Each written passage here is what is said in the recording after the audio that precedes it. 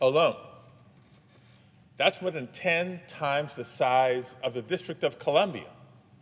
It's larger in size than the city of Los Angeles. Thousands of Californians have been forced to flee their homes with only the clothes on their back and the belongings they can carry in their cars. Entire towns have burnt to the ground. As of Sunday, Dixie is the largest single-source fire in California's history. And California is not alone. The entire western United States is on fire. Colleagues, this morning, the IPCC, the world's foremost body of climate scientists, presented a new report. And I'm hoping you've seen it. 195 countries, including the United States, agreed on every statement that it makes. And the verdict could not be clearer. Climate change is happening, and we must act now. As the report says, in more than 1,000 centuries, the Earth has never seen a decade as hot as we have seen in the last 10 years. Scientists can show that particular disasters are fueled by climate change. The heat wave that is fueling fires, destroying crops, and sending areas across California into drought, that is on us. Devastating floods from Texas to Central Europe, those are on us. We have pushed our planet to this point.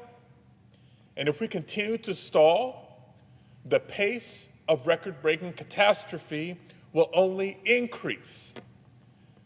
This is planet Earth's 10-alarm fire. And yet, my Republican colleagues pretend that they can't see the smoke blowing across the country, smoke that's visible from space. But the good news is we have a Democratic majority, and we know how to fight this fire. If we race to zero out our carbon emissions, we can slow the pace of climate change. We can even bring down temperatures by the middle of the century.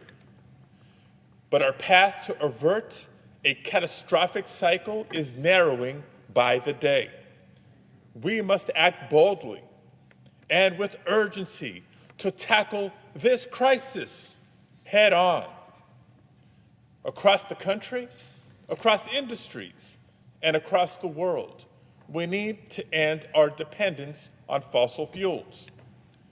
We also need to aim high and fully fund transformational infrastructure that will allow us not just to survive this transition, but to come out better than we were before. On a zero-emission school bus, students won't have to breathe dirty air.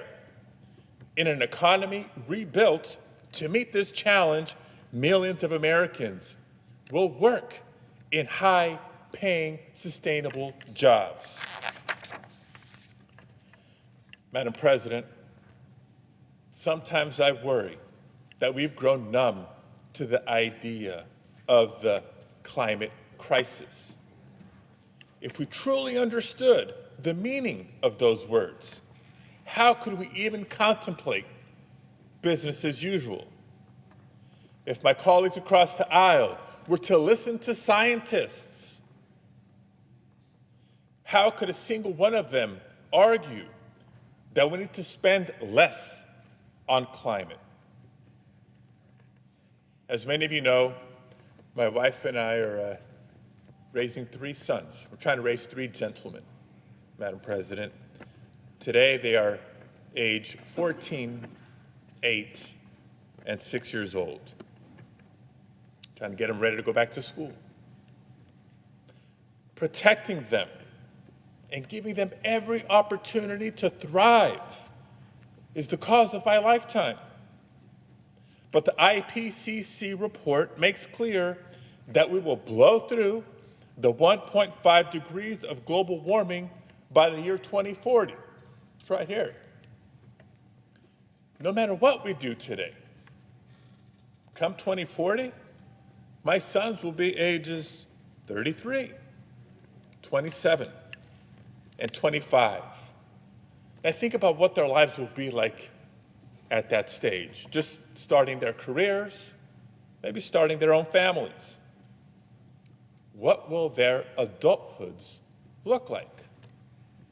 If we act now, we have a chance to turn the tide, to begin the planet's recovery as my children reach middle age.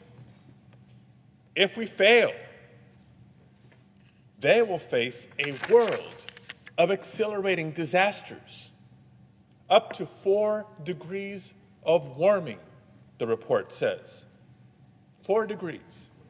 Now, as an engineer, I understand how deadly serious it is to upset the delicate balance of our environment. But if 4 degrees does not sound significant to you, just listen to the scientists' warning of what 4 degrees of warming will create. Global conflict over food, water, and safe shelter. Millions of climate refugees and desperate migrants. Madam President, failure is not an option.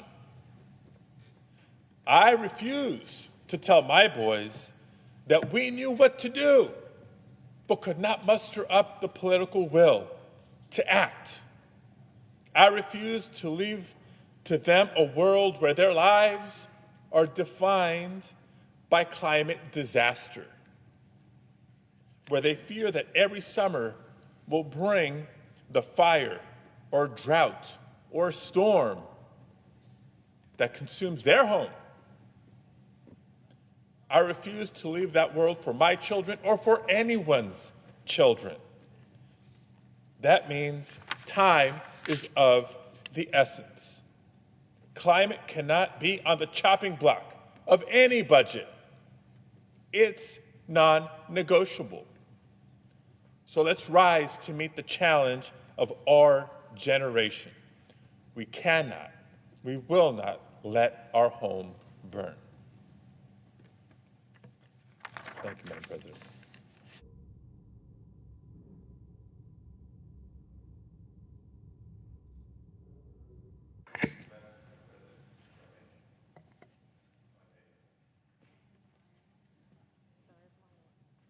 Senator from Iowa. Last week,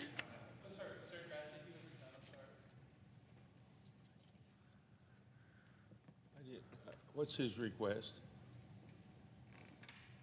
He's